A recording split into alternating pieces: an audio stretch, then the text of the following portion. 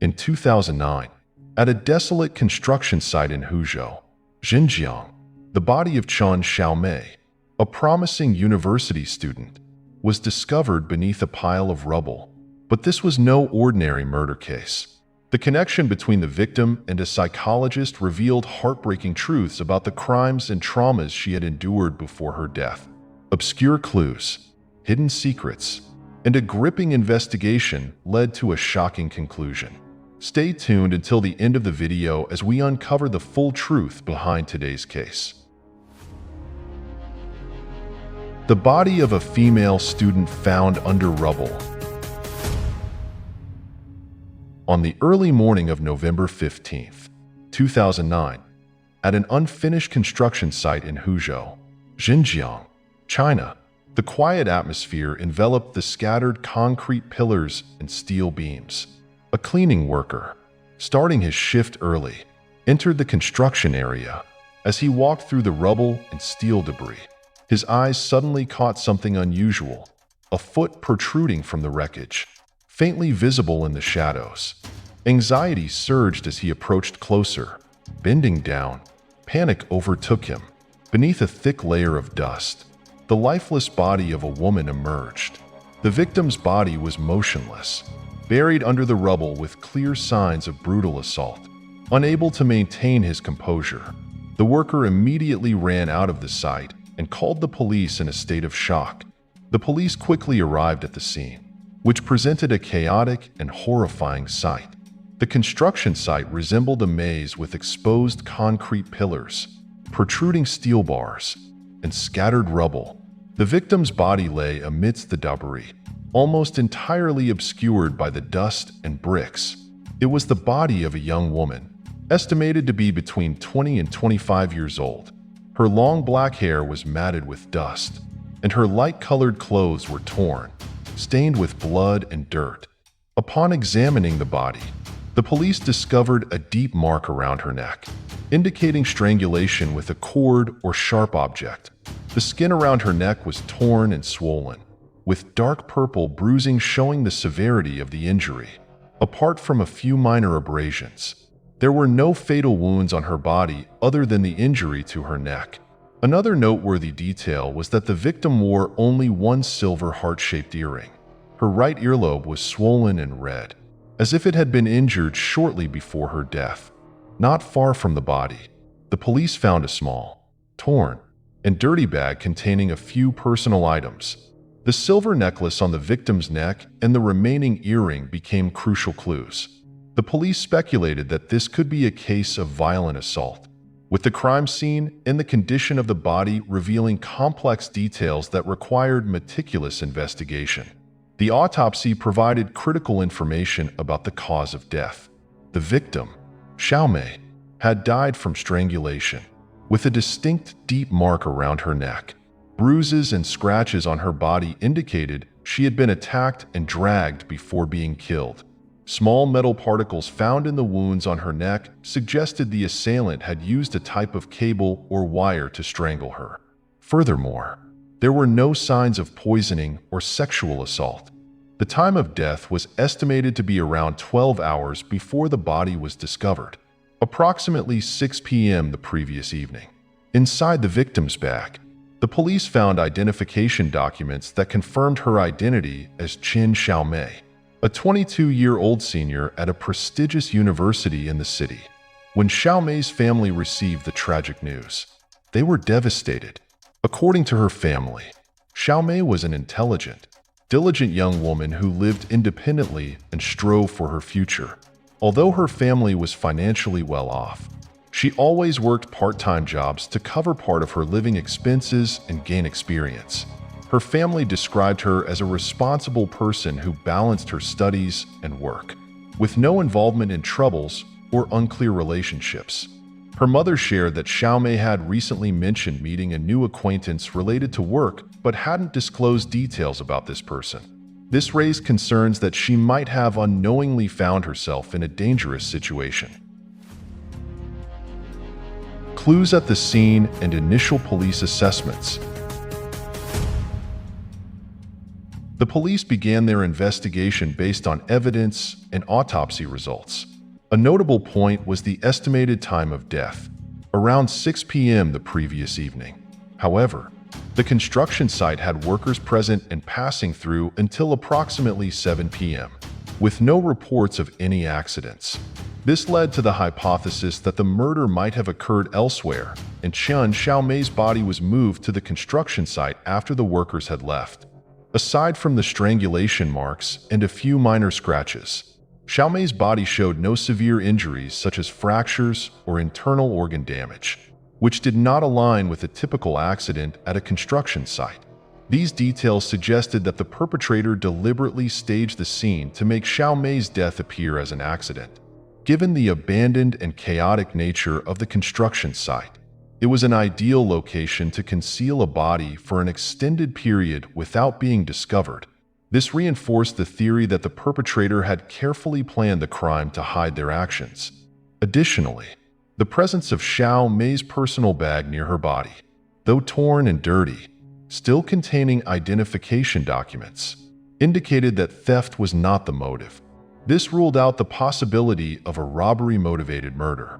Instead, the police speculated that the crime might have stemmed from personal grievances or conflicts with the victim. The deep ligature marks on her neck and the small metal particles in the wounds suggested the perpetrator was well prepared, using a cable or wire to ensure the victim could not escape. The missing earring from the victim was also considered a critical clue. These findings led the police to focus on investigating Xiaomei's relationships, particularly those she had interacted with within 24 hours before her death. The fact that the victim, Chen Xiaomei, was a final-year university student from a wealthy family with a promising future, made the police suspect that this case was more complicated. It might have involved personal or social relationships she had kept private. As the investigation delved deeper, a series of details began to emerge, shedding light on inconsistencies in the accounts of Xiaomei's whereabouts before her death. Unusual aspects of the victim's family. The police visited Xiaomei's parents to gather more information.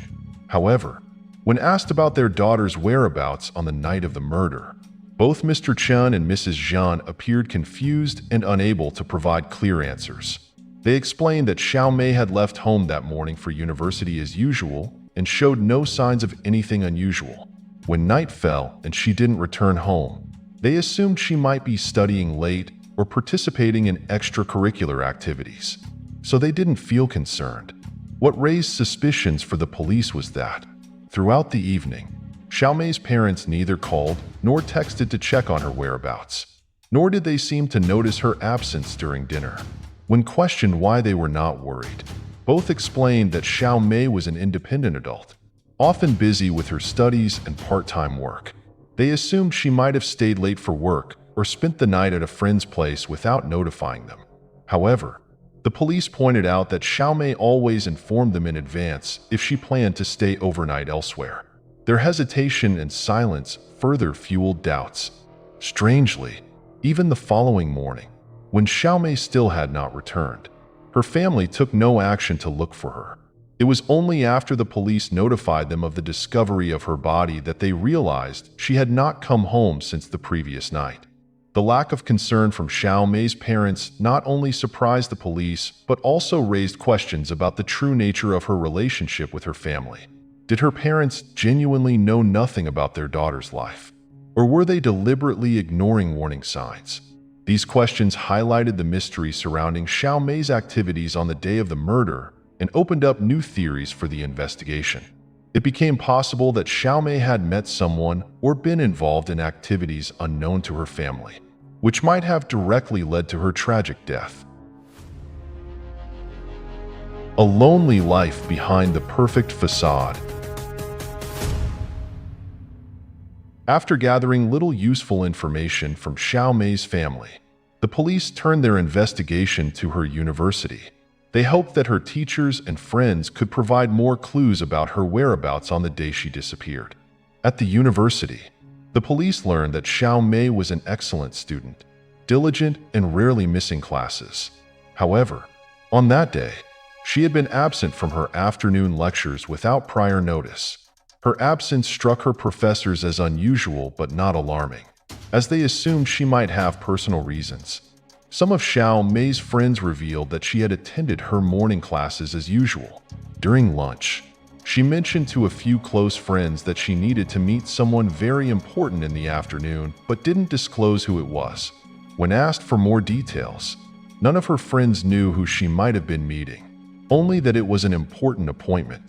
Among her close friends, Lin Qing, who was closest to Xiao Mei, shared with the police the immense pressures Xiao Mei had endured for years, pressures she had confided only to Lin Qing.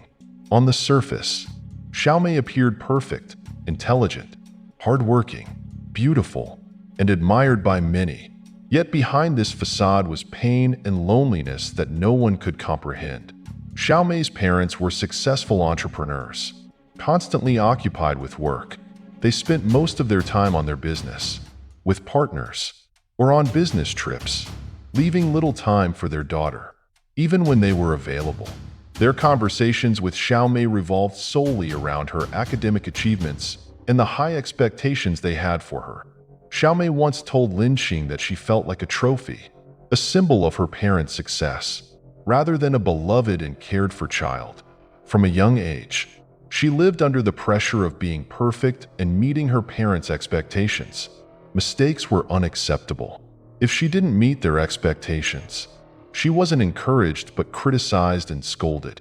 This gradually eroded her confidence, leaving her anxious and fearful that she was never good enough to please her parents. When she entered university, the pressure only intensified. Xiao Mei not only had to maintain excellent academic performance, but also participate in numerous extracurricular activities to uphold the image of a perfect daughter in the eyes of her parents and society. No matter how hard she tried, it seemed her parents were never satisfied. They often compared her to the children of other families, emphasizing that she needed to do even better to avoid bringing them shame. The most painful aspect for Xiao Mei was her parents' lack of interest in her personal life. They cared only about her achievements, but never inquired about her struggles, dreams, aspirations, or friendships. They were unaware that she had started working part-time during her second year of university to earn pocket money. Her parents thought financial support was unnecessary, believing she already had everything she needed. However, in reality, part-time work was Xiao Mei's way of escaping the pressure and finding a little freedom in her otherwise suffocating life. Even when she tried to share her anxieties, her parents often dismissed them, brushing them off as trivial. They believed she simply needed to focus on her studies and future career, and that any negative emotions were signs of weakness she needed to overcome. Endure or let go? Questions about the victim's mental state. Lin Qing recalled that Xiao Mei had moments of despair where she contemplated leaving home to seek a different life, a life where she could be true to herself and free from judgment. However, every time she thought about leaving, she was held back by the fear of disappointing her parents and the loyalty she still felt toward them. Even though her affection was rarely reciprocated, Lin Qing vividly remembered the times Xiao Mei opened up, shedding her strong exterior to reveal a deeply wounded soul. Xiao Mei often spoke about feeling lonely and lost, but sometimes the way she expressed herself was puzzling, as if her thoughts wavered between reality and illusion. She described feeling trapped in a world where she didn't belong, a place where everything seemed hazy and unreal. Although Lin couldn't fully grasp the depth of these words, she could sense the pain Xiao Mei was experiencing. One day, as they were chatting in a quiet cafe, Xiao Mei accidentally revealed scratches on her wrists. Though minor, they were enough to alarm Lin. When asked about them, Xiao Mei smiled faintly and said they were the result of a nightmare. She shared that she often had terrifying dreams, waking up in a panic. In these dreams, she found herself falling into a bottomless pit. Unable to escape, the nightmares had become more frequent, leaving her emotionally and physically exhausted. Xiao Mei admitted that sometimes she thought about letting everything go and finding a way to free herself from the burdens weighing on her soul. Yet, she never shared these thoughts with anyone for fear of being misunderstood or criticized. Even Lin Qing, her closest friend, only heard these confessions during rare moments when Xiaomei could no longer bear the weight of her emotions.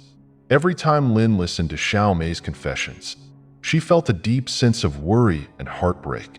She understood that the scratches on Xiaomei's wrists weren't just the result of nightmares but signs of deeper suffering, a silent inner battle that Xiaomei had endured for years.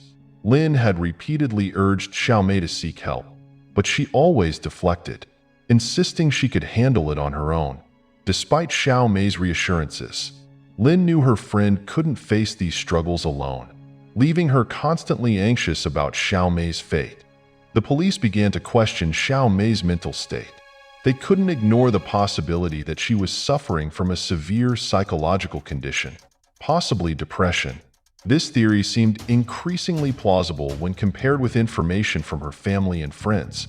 The immense pressures she faced, combined with feelings of loneliness and alienation within her own home, might have driven her to consider ending her life as a form of escape.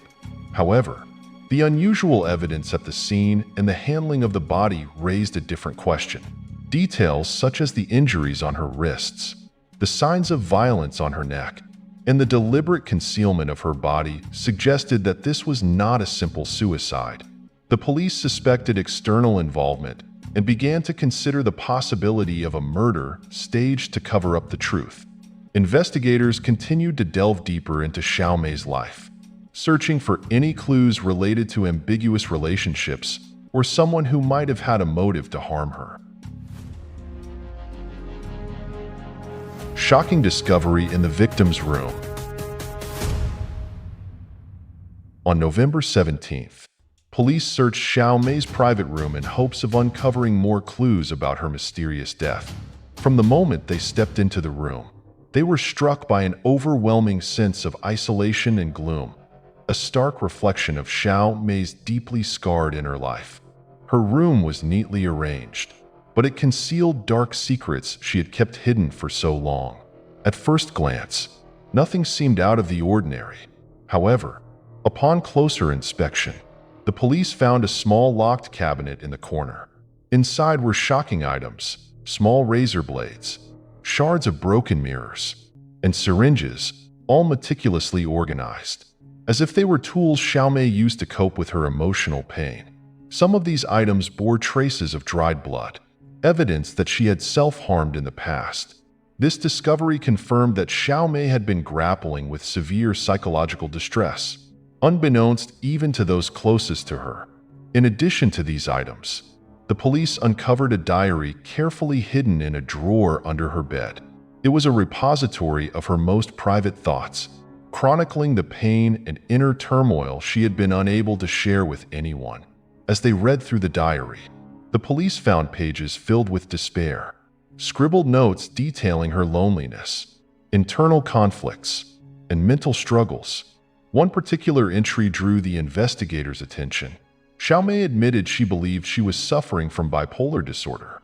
She described the feeling of living in two entirely different worlds, one full of light and joy, the other a dark abyss of suffering and despair. She wrote of her inability to control her emotions and the extreme mood swings that left her feeling torn apart from within. Xiaomei confessed that if she didn't seek help from a psychologist, she might not be able to go on living. Another entry revealed disturbing hallucinations she had experienced. Xiaomei recounted how, whenever she looked at the walls, she saw expressionless faces staring back at her. These lifeless gazes made her feel surrounded and terrified, blurring the lines between reality and illusion. These experiences had worsened her mental state, plunging her further into crisis. The diary not only exposed her psychological struggles, but also provided a critical lead for the investigation. Xiaomei mentioned a psychologist named Dr. Zhu Jinhua, whom she had sought out in the hope of finding salvation. She wrote that without Dr. Zhu Jinhua's help, she might not be able to carry on. This revealed just how fragile her mental state had become. The most notable discovery was a diary entry in which Xiaomei recorded an appointment with Dr. Zhu Jinhua at 4 p.m. on the day of her death. This might have been the last person she met while still alive. This clue opened a new line of inquiry, as Dr. Zhu Jinhua could potentially hold key information about Xiaomei's mental state and the events leading up to her death. However, the police also did not rule out the possibility that other hidden truths remained to be uncovered. From psychologist to prime suspect. After thoroughly searching Xiaomei's room, police uncovered a medical file tucked between the pages of her diary. This file became a crucial piece of evidence regarding her mental health. The documents revealed that Xiaomei had been diagnosed with bipolar disorder, a condition that subjected her to extreme emotional swings. She would experience deep depressive episodes followed by uncontrollable bouts of manic energy. Dr. Zhu Jinhua, who was treating her, had meticulously recorded notes in the file and devised a treatment plan to help her manage the condition. However, the records also indicated that Xiaomei's mental state had been deteriorating, with increasing concerns about her ability to regulate her emotions. Her scheduled appointment with Dr. Zhu on the day of her death became a critical factor requiring verification. The police decided to visit Dr. Zhu Jinhua's clinic to clarify Xiaomei's activities on that fateful day. The clinic was located in a quiet, low-traffic area. However, upon arrival, they found the clinic closed with no signs of operation. This discovery raised suspicions, especially since Xiaomei was supposed to have had an appointment there on the afternoon of her death. Neighbors in the area informed the police that the clinic had been closed for several days, and no one had seen Dr. Zhu recently. This unexpected disappearance fueled doubts. The police suspected that Dr. Zhu's sudden absence was not a mere coincidence, but could be connected to the case. The police subsequently obtained the address of Dr. Zhu Jinhua's residence. His house was located in a secluded alley, its windows tightly shut, with curtains drawn, creating an air of mystery. When the police knocked on the door, Dr. Zhu appeared, visibly anxious. His face reflected fear, his eyes betrayed unease, and his hands trembled as he faced the officers. Dr. Zhu's unusual behavior heightened the police's suspicions that he might be hiding something. When the officers requested to speak with him, he seemed flustered, repeatedly glancing around as if trying to conceal something. One officer noted his nervous demeanor and observed how he deliberately hid his hands. When asked to show his hands, Dr. Zhu initially refused, but eventually complied under the officer's insistence. The police discovered several small injuries on his arms and hands, including fresh scratches and bruises in various stages of healing. These wounds were inconsistent with everyday accidents and more indicative of either a physical altercation or self-inflicted harm. This discovery led investigators to suspect that Dr. Zhu might have been directly involved in Xiaomei's death, or was at least concealing critical information. Given these findings, the police decided to interrogate Dr. Zhu immediately. He was asked to accompany them to the station for further questioning about his relationship with Xiaomei, the injuries on his body, and the sudden closure of his clinic. The investigation had taken a significant turn, with Dr. Zhu now at the center of the case. The victim's earring, unmasking the murderer. In the interrogation room, Zhu Jinhua appeared anxious but tried to maintain his composure. When questioned about his relationship with Xiaomei, he adamantly denied any involvement, claiming he knew nothing about her death and insisting no one had visited his clinic that day. However, the tension in his voice and demeanor aroused the investigators' suspicions. While the interrogation continued, another investigative team searched Zhu Jinhua's clinic, the location where Xiaomei was supposed to have had her appointment on the day she died, but which had mysteriously closed. During their meticulous search, investigators discovered a small earring under a table. When compared to the earring found on Xiaomei's body, they confirmed it was the missing piece from her pair. This discovery was no coincidence. It proved Xiao Mei had been at the clinic. With this evidence, police expanded their search to Zhu Jinhua's residence. Under his mattress, they found a nylon cord with traces of dried blood on one end. The blood sample was sent for DNA analysis, which confirmed it belonged to Xiao Mei. These findings shifted the investigation entirely. Zhu Jinhua, previously a potential witness, became the primary suspect in Xiao Mei's death. Faced with mounting evidence during a second round of questioning, Zhu began to lose his composure. Beads of sweat formed on his forehead. His eyes filled with panic, and his speech became incoherent. When confronted with the earring and the blood-stained cord, his attempts to explain fell apart. Finally, Zhu Jinhua broke down and confessed, revealing the full truth about Xiao Mei's death and bringing a dramatic breakthrough in solving the case. The victim meets the perpetrator. A dark past resurfaces. Zhu Jinhua, 32, was a young psychologist who had quickly built a reputation for himself in the field. He cultivated a flawless image, a dedicated professional, respected and admired by many. However, behind this polished facade lay a troubled past and a fragile psyche few knew about. Zhu grew up in a household rife with violence. His parents frequently fought, their arguments escalating beyond words to physical confrontations, turning their home into a place of suffocating fear. Their disputes were marked by cruelty, and Zhu himself was not spared. He endured relentless criticism, verbal abuse, and at times severe physical punishment. These experiences left scars not only on his body but also on his mind. These traumatic events severely impacted his mental health from a young age. Zhu began experiencing symptoms similar to those his future patients would describe, but in more extreme forms. He often heard indistinct voices in his head, whispers that constantly reminded him of pain and judgment. He felt an overwhelming sensation of being watched, criticized, and judged, which became a persistent aspect of his life. These hallucinations weren't just visual but visceral, trapping him in what felt like an unending nightmare. As he grew older, Zhu chose psychology as his career, hoping that studying and working in the field would help him understand and control his own trauma. However, the reality was the opposite. His work didn't heal him, but instead intensified his unresolved issues. He became entangled in his patients' psychological stories and the conditions they faced. Meeting Xiao Mei worsened his condition significantly. Her severe psychological struggles mirrored his own painful memories.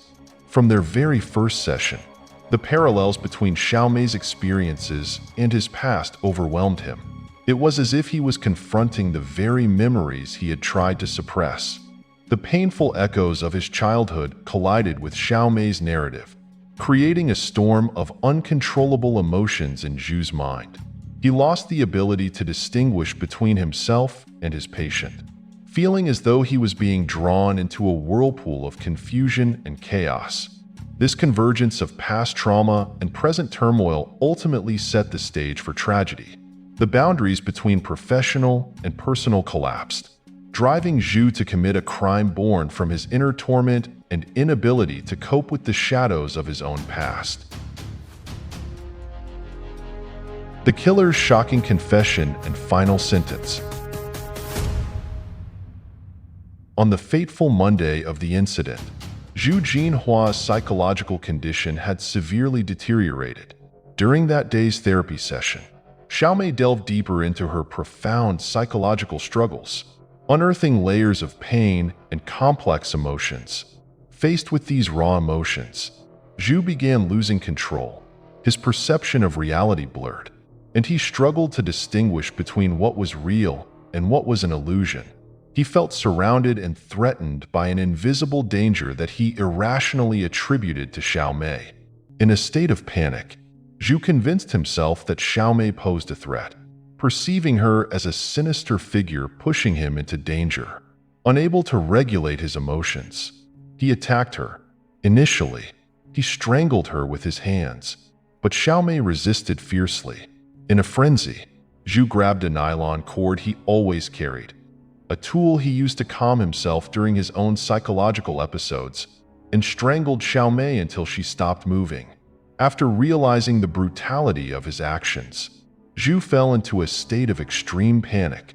He became acutely aware that he had crossed an irreversible boundary and felt compelled to hide his crime. In his fear and turmoil, he decided to move Xiaomei's body to another location to complicate the investigation. Around 11 p.m., Zhu used his personal car to transport Xiaomei's body to an unfinished construction site. The area was deserted, with no activity at that hour. At the site, he staged the scene meticulously, attempting to make her death appear like a workplace accident. He used construction materials, such as concrete and steel, to fabricate evidence and obscure the murder.